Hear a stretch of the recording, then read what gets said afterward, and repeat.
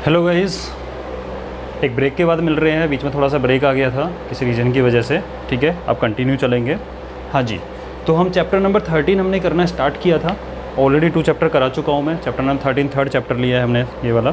ठीक है, तो इसके एग्जाम्पल कर लिए है, कंसेप्ट बता दिया है मैंने पूरा। डायरेक्ट प्रोपोर्शन क्या होता है बताया था कि एक चीज़ इंक्रीज़ होती है, दूसरी इंक्रीज़ हो या डिक्रीज़ हो तो डिक्रीज़ उसको डायरेक्ट प्रोपोर्शन बोलते हैं।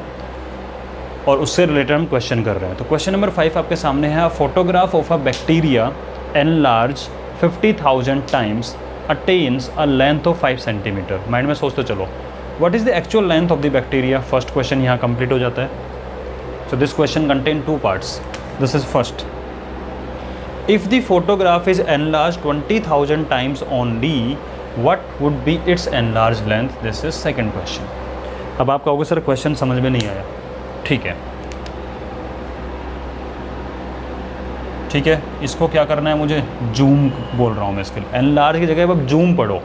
जहाँ जहाँ एनलार्ज वर्ड है वहाँ पे आप पढ़ो जूम। ठीक है, इसका मतलब क्या है कि फोटोग्राफ ऑफ बैक्टीरिया को जूम किया गया 50,000 टाइम्स। बेटा अगर हमारे टाइम पे क्वेश्चन होता तो हमें समझाना तो मुश्किल हो जाता। क्यों? हम लोगों ने कैमरा वगैरह देखे नहीं, तो आप लोग तो बहुत यूज़ करते हो, आपको पता है जूम करना क्या होता है। ठीक है, अब इमेजिन करना कि कोई बैक्टीरिया, आपको पता है बैक्टीरिया दिखता भी नहीं है। बैक्टीरिया दिखता भी नहीं है। अगर हम वैसे देखें नॉर्मल आइज से, नेक्ड आई से देखें तो हमें बैक्टीरिया दिखाई भी नहीं देगा। क्या करा उन्होंने कि जूम किया। अब आप करते हो ना 2 टाइम 3 टाइम 4 टाइम 5 टाइम, ठीक है, ऐसे करते करते 40 टाइम तक के ऑप्शन है। इस तरह से करते, लेबोरेटरी के अंदर और ज़्यादा है। तो उस बैक्टीरिया को हमने जूम किया कितना, 50,000 टाइम्स। 50,000 हो गया ये, 2 टाइम्स नहीं, multiply by 2 multiply by 3 multiply 4 multiply 8 नहीं, मल्टीप्लाई 50,000। इतना जूम करने पर हमें बैक्टीरिया की जो लेंथ दिखाई दी दैट इज़ 5 सेंटीमीटर। आप खुद सोच सकते हो, इतना जूम करने के बाद जाके 5 सेंटीमीटर दिखाया हमें ओनली। 5 सेंटीमीटर कितना सा होता है, इतना सा ही तो होता है 5 सेंटीमीटर। ठीक है, 50,000 जूम करने पर दिखाया है।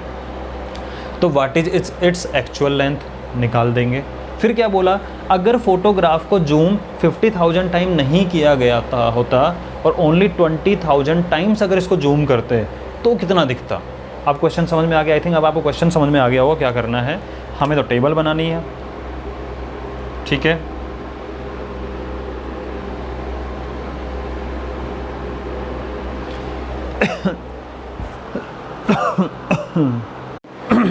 हाँ जी, तो टेबल में क्या लिखना है आपको। एक तो एनलार्ज वाले हमें देखो वैल्यू क्या क्या गिवन है, हमें एनलार्ज कितना है वो गिवन है, समझ गए। दूसरा हमें लेंथ गिवन है बैक्टीरिया की, तो आप लिखो एनलार्ज कितना किया गया है वो गिवन है, एंड लेंथ ऑफ बैक्टीरिया ये गिवन है हमें, and that is in centimetre. बस ओके, चलो फर्स्ट क्या वैल्यू आई कि एनलार्ज किया गया है 50,000, तो बैक्टीरिया की लेंथ है 5 सेंटीमीटर। ओके, इसको मैं एक बार के लिए छोड़ रहा हूँ। एनलार्ज किया गया है 20,000,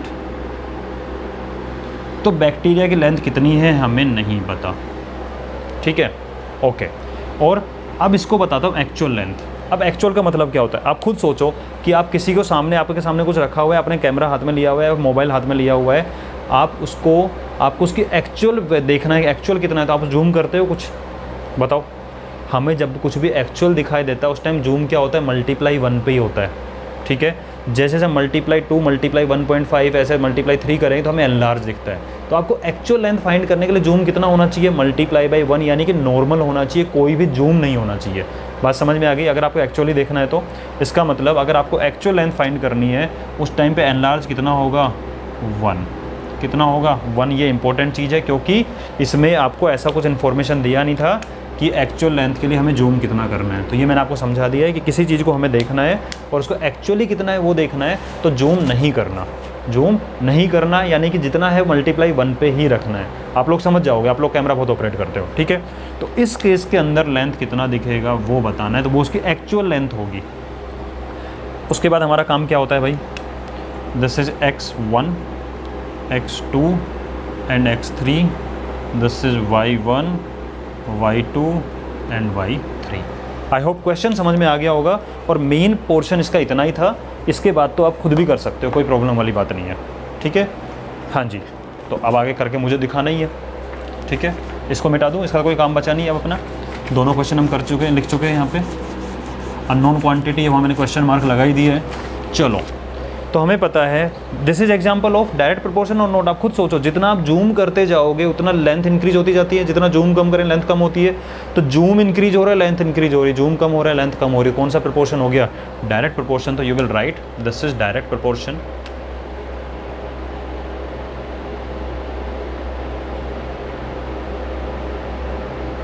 दिस इज डायरेक्ट प्रोपोर्शन।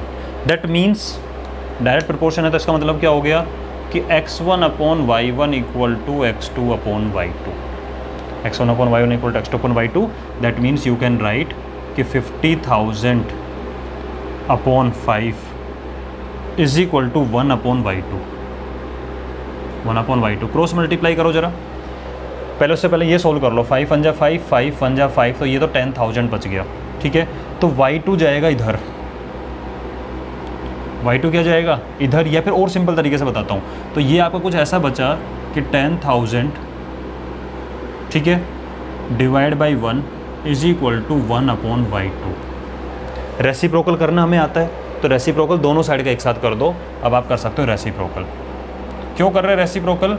क्योंकि भाई देखो y2 एक जगह तो है, एक साइड में अकेला बैठा हुआ है, लेकिन नीचे है। जैसे ही रेसिप्रोकल करोगे दोनों साइड का सेम काम होता है। इक्वेशन का मतलब क्या होता है कि whatever you are doing on one side do the same thing in second side. तो रेसिप्रोकल बोथ साइड्स।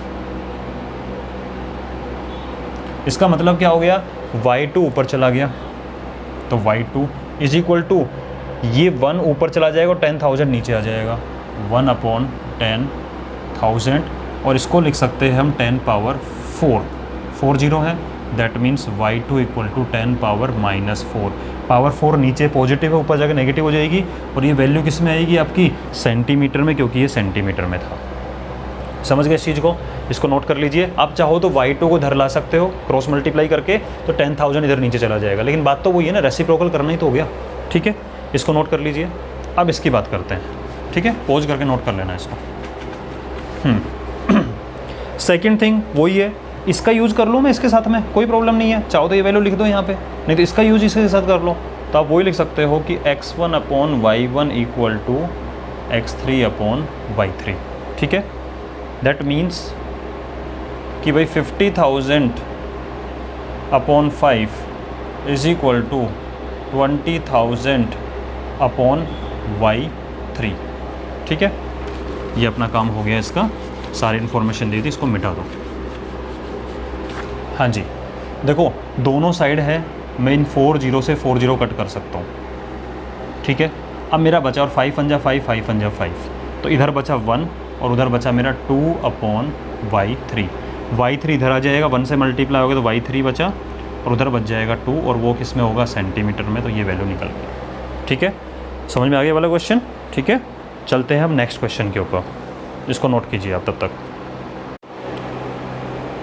हाँ जी, नेक्स्ट क्वेश्चन है question number 6। In a model of ship the mast is 9 centimetre high. Mast क्या होता है? उसके अंदर आप देखा होगा कि जो शिप बनी होती है उसके अंदर कपड़ा सा लगा होता है, वो एयर कंट्रोल करने के काम आता है, ठीक है। मूवी वगैरह में आपने देखा होगा, कपड़ा सा नहीं लगा होता, वो पूरा ऐसे करके आता है, टेढ़ा सा डायग्राम दिया हुआ आपकी बुक के अंदर। तो मास्ट की हाइट, मॉडल शिप, देखो मॉडल शिप एक छोटा सा मॉडल शिप बना हुआ था, इस तरह छोटा सा मॉडल शिप है। इसके ऊपर इस तरीके से वो लगे होते हैं, ऐसे कपड़े के फॉर्म में लगे होते हैं वो चलने के लिए, ठीक है, इस तरह से। तो mast is 9 centimetre high, okay, ये 9 सेंटीमीटर हाई था। While the mast of actual ship, ये कोई एक्चुअल शिप है, बड़ी सी बना लेते हैं एक बार, आप समझ लो कि एक्चुअल शिप है ये, ठीक है। Mast of actual ship is 12 metre high. इसमें जो मास्ट लगा हुआ है ये कितना है? 12 मीटर हाई है। And length of actual ship is 28 metre. इस एक्चुअल शिप का जो लेंथ है this is 28 metre. How long is the model ship? आपको छोटा वाला बताना है ये कितना लंबा है। सीधी बात है, हमारे घरों में मॉडल अब रखे होते हैं, ठीक है। या फिर सपोज करो कि कोई कंपनी ने, जिसने कि एक्चुअल शिप बनाना था, मान लो आपकी खुद की कंपनी है जो कि शिप डिज़ाइन करती है। मान लीजिए कि मैं ही आपके पास आया कि भाई मेरे पास मुझे शिप बनवाना है आपसे, तो आप कहोगे अच्छा कैसा बनवाना, तो आप क्या मुझे इतना बड़ा बना के दिखाओगे एक बार स्टार्टिंग में? नहीं ना, आप पहले मुझे एक छोटा मॉडल बना के दिखाओगे। मैं कहूँगा मेरी ये रिक्वायरमेंट है, इसमें ये डिज़ाइन करना है, इसमें ऐसे लगाना है, इसमें ऐसे लगाना, तो आप वो सारे जो भी मैं बोलूँगा रिक्वायरमेंट, वो सारी रिक्वायरमेंट आप बनाओगे मॉडल में, छोटे से में, ठीक है। जब मैं कहूँगा आप परफेक्ट है, तो आप उसी मॉडल को एनलार्ज फॉर्म में बड़ा बना दोगे, ठीक है। अब आप मुझे बताना कि जितना छोटा शिप होगा, मास्ट जो ऊपर कपड़ा वो भी छोटा ही होगा, ऑब्वियसली छोटे वाले में छोटा होगा, और जितना शिप बड़ा होगा वो कपड़ा भी कितना हो जाएगा, बड़ा होता चला जाएगा, जो कि बड़ा लगा हुआ है, दिख भी रहा है। तो कैसा प्रोपोर्शन हो गया, लेंथ ऑफ शिप इंक्रीज तो मास्ट की हाइट भी increase, length of ship decrease तो मास्ट की हाइट भी क्या हो जाएगा, डिक्रीज। तो कौन सा प्रोपोर्शन हो गया, डायरेक्ट प्रोपोर्शन, ठीक है। किसका एग्जाम्पल है ये एग्जाम्पल हो गया आपका डायरेक्ट प्रोपोर्शन का। क्लियर है। अब देखो मैंने दो चीज़ें बनाई है, एक तो हाइट ऑफ मास्ट को लेके, क्योंकि उनके बारे में बात की हुई है, एक लेंथ ऑफ शिप को लेके। अब डायमेंशन आप देखो यहाँ हम नहीं लिख सकते, क्योंकि हाइट ऑफ मास्ट ऐसा नहीं है कि सिर्फ सेंटीमीटर में गिवन है या मीटर में ही गिवन है। तो मैं एक काम करता हूँ, उसको मैं दोनों लिख देता हूँ। तो हाइट ऑफ मास्ट हमें गिवन है 9 सेंटीमीटर इसका। तो क्या इस केस में आपको शिप की लेंथ पता है क्या, नहीं पता, तो क्वेश्चन मार्क। और जब हाइट ऑफ मास्ट 12 मीटर है, ये सेंटीमीटर है, तो शिप की लेंथ मालूम है, यस दिस इज 28 मीटर, ठीक है। ओके, अब आगे चलते हैं।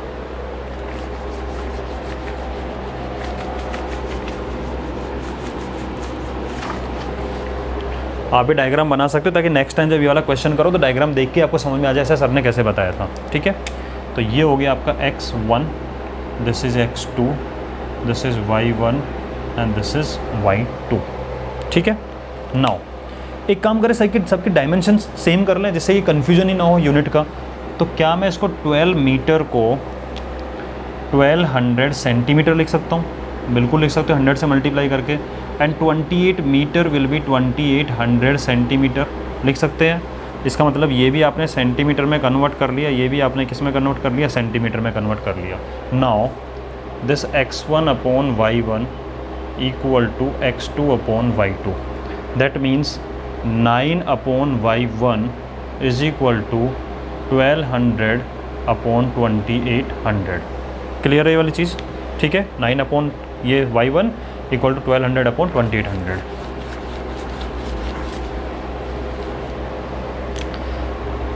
दैट मीन्स 20 कैंसिल आउट, 4 3 जा 12 एंड 4 7 जा 28। So 9 upon y1 is equal to 3 upon 7।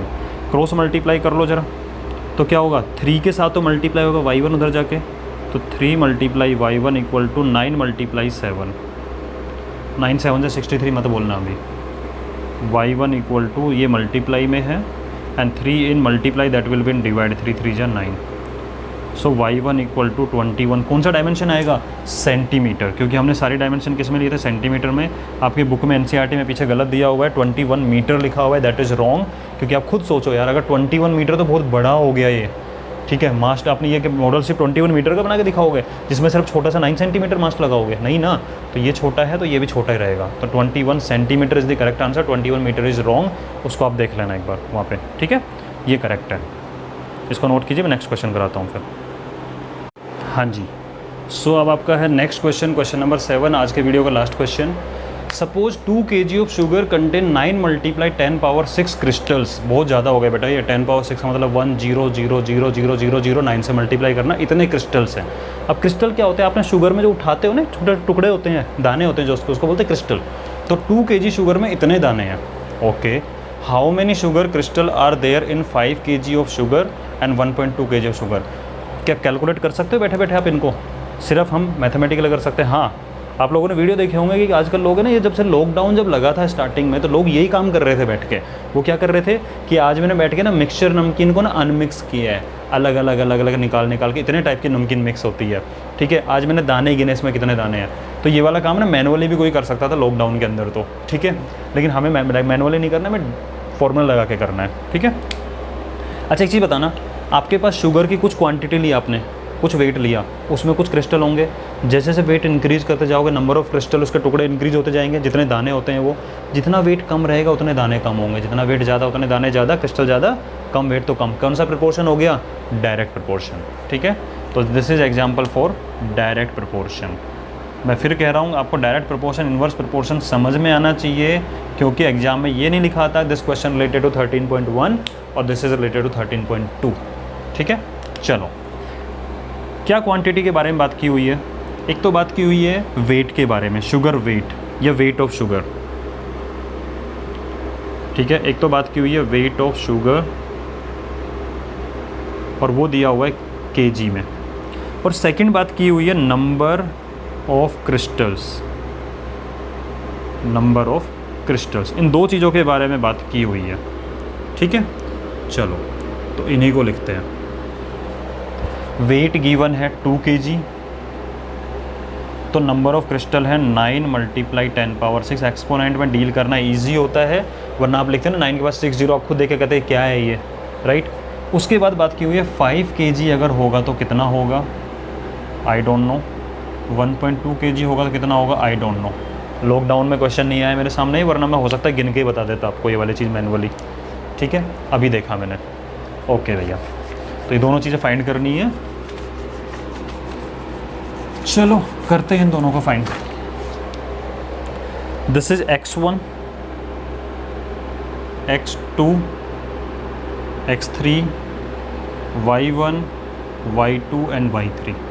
ठीक है, हमें पता है कि x1/y1 equal to x2/y2। Ratio क्या होता है, सेम होता है, x1/y1 equal to x2/y2, right. जिसको अगर थोड़ा प्रॉब्लम आ रही है इन चीज़ों को समझने, तो फर्स्ट वीडियो को एक बार दोबारा रिवाइज कर लेना। ठीक है, उससे कंसेप्ट क्लियर हो जाएगा। मुझे पता है ब्रेक आ गया था बीच में, कोई रीज़न था ब्रेक देने का, वापस अब कंटिन्यू होगा, डेली आता रहेगा ये। ठीक है, that means 2/9 × 10⁻⁶ is equal to 5/y2। ठीक है, अब क्या होगा इसके बाद में, 2 के साथ मल्टीप्लाई तो ये हो जाएगा, तो 2 × तो y2 हो गया, इज इक्वल टू ये 5 के साथ में मल्टीप्लाई होगा 9 × 10⁻⁶। ओके, यहाँ लिख रहा हूँ नीचे, तो क्या होगा 9 × 5 = 45। पहली बात तो y2 इज इक्वल टू 9 × 5 = 45 हो गया, मल्टीप्लाई 10⁻⁶ से। इस 2 को मल्टीप्लाई वाली चीज़ को डिवाइड में लेके चले जाओ, तो 2 से कट करोगे तो 22.5 बचेगा। तो यू कैन राइट 22.5 × 10⁻⁶। और अगर कन्वर्ट करना है इसको, तो आपको मैं बता ही रखा है स्टैंडर्ड फॉर्म में कैसे कन्वर्ट करते हैं। डेसिमल को इधर लेके आओगे तो क्या कर रहे हो आप, इसको डिवाइड कर दो, मल्टीप्लाई भी कर देना, तो आप इसको ऐसे भी लिख सकते हैं 2.25 × 10⁻7 क्रिस्टल्स। एक ही बात है, ठीक है। इसको ऐसे लिखो, ये डेसिमल को इधर लेके आया तो इसको ऐसे लिख सकते हो, ठीक है। नाउ नेक्स्ट इज ये फाइंड करना है, कर लेंगे। तो x1/y1 जो ये है, ये इसके भी तो इक्वल है, is equal to x3/y3। That means 2/9 × 10⁻⁶ is equal to 1.2/y3 भी तो होता है, राइट। इसको भी सॉल्व कर लेते हैं। कैसे करोगे, कर लिया करो साथ साथ बैठ के, ऐसा नहीं वेट मेरा ही वेट कर रहे हो, ऐसा लिख दिया तो सोल्व करना स्टार्ट कर दिया करो। 2 मल्टीप्लाई में y3 is equal to 1.2 multiply में 9 × 10⁻⁶, उधर मल्टीप्लाई हो गया। तो यहाँ से अगर y3 की वैल्यू निकालोगे तो 1.2 मल्टीप्लाई 9 × 10⁻⁶/2, 2 से कट करोगे तो 0.6 टाइम कट होगा, 9 × 6 = 54, तो 5.4 × 10⁻⁶। ऐसा छोड़ सकते हो, इतने क्रिस्टल ये होंगे। एक बार इसको नोट कर लीजिए फटाफट से। ठीक है, कर लिया। तो आज की वीडियो में तो नहीं, इतने क्रिस्टल्स हैं। आप चाहो आपको सर इसके क्या यूनिट लगानी है, इतने क्रिस्टल्स हैं ये, इतने क्रिस्टल्स होंगे ये, ठीक है। आप लोग फ्री नहीं हो, आप लोग मत काउंट करने बैठ जाना, ठीक है। तो ये हो गया है। तो आज के वीडियो में इतना ही है। सेफली घर पढ़ते रहो। कोई प्रॉब्लम है, मैंने आपको व्हाट्सअप नंबर प्रोवाइड किया हुआ है, आप बिल्कुल कर सकते हो, मैं रिप्लाई करूँगा, चाहे आप मुझे जानते हो या नहीं जानते हो। अगर आप इस वीडियो को पढ़ रहे हो और आपको कोई भी क्वेरी आ रही है तो आप मुझे व्हाट्सअप नंबर कर सकते हो 8000, मैं बता चुका हूँ आपको, जो नया है वो सुन लो, 800124 और 223। इस नंबर पे कर देना मुझे, मैं बिल्कुल आपको रिप्लाई करूँगा, ठीक है। चलो, बी सेफ़ और आराम से घर पे मस्ती से पढ़ो। बाय।